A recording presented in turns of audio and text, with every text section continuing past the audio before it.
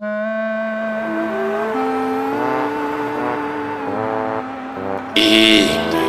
pourquoi n'en dit ma charge? Nandi ma charge pour ça la duplication pe ba sokola bi filmage ndeki na kisasa vraiment awa na Londres na osala ngo wapi?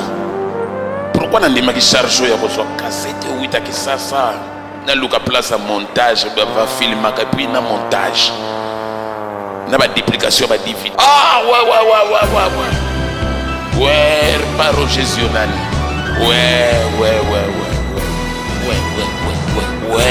par Roger Zionani.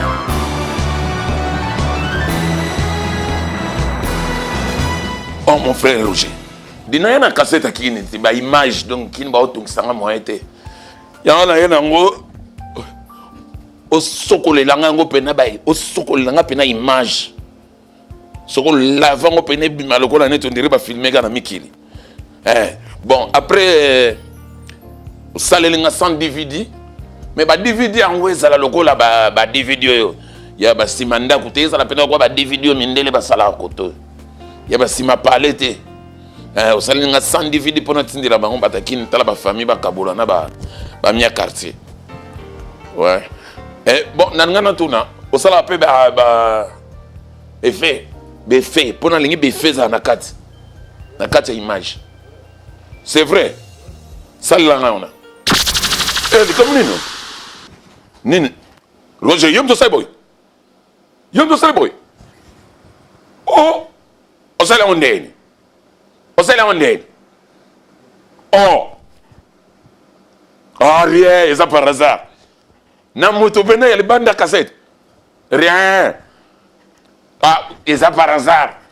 Salam sus ngana tala yo. Salako.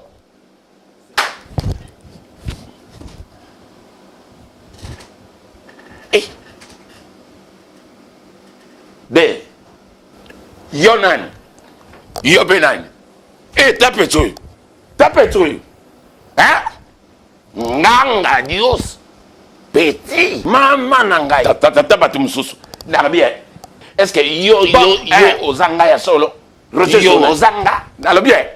Bungi sanga o ya loku, Roger, okolo mangala mususu, okolo mangala, mokwa bunga te, toko komate na suka, mokwa bunga te sans cause. Bon.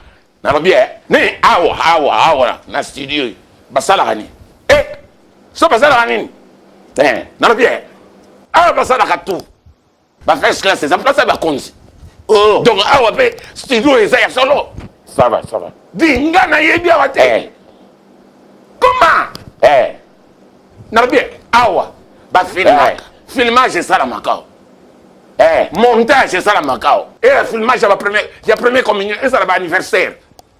Même ba DVD, ba duplication ba DVD. Asala kango. Asala kango. Et ça ba pochette. Ya ba DVD.